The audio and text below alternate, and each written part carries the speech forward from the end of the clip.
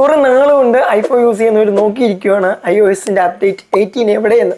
എന്തിനും ഐഫോൺ 16 ഇറങ്ങുമ്പോൾ വരുമെന്ന് ഞാൻ തന്നെ പറഞ്ഞതാണ്. എന്നിട്ട് സാധനം എവിടെ? അതുകൊണ്ട് ഇപ്പം തന്നെ നിങ്ങളുടെ ഐഫോൺ ഉപയോഗിക്കുന്ന കൂട്ടുകാരൻ്റെ വീഡിയോ അയച്ചു കൊടുത്തേക്ക്, ഡേറ്റ് സമയം എല്ലാം ഞാൻ പറഞ്ഞുതരാം.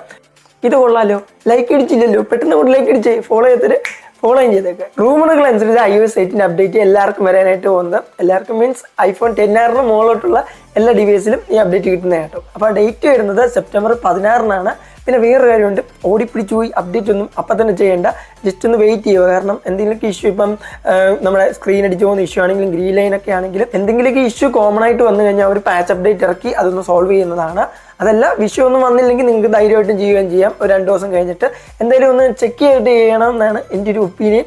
പിന്നെ അപ്പം തന്നെ വേണമെന്നുണ്ടവർക്ക് ചെയ്യാം, അതൊക്കെ നിങ്ങളുടെ ഇഷ്ടം. അപ്പോൾ അപ്ഡേറ്റ് ഒക്കെ ചെയ്തിട്ട് ഫോൺ അടിച്ചു പോകുന്നവർക്കും അടിച്ചു പോകാത്തവർക്കും എല്ലാവർക്കും ശുഭദിനം. അപ്പോൾ നമുക്കിനി അടുത്ത വീഡിയോ ആയിട്ട് കാണാം. ബൈ.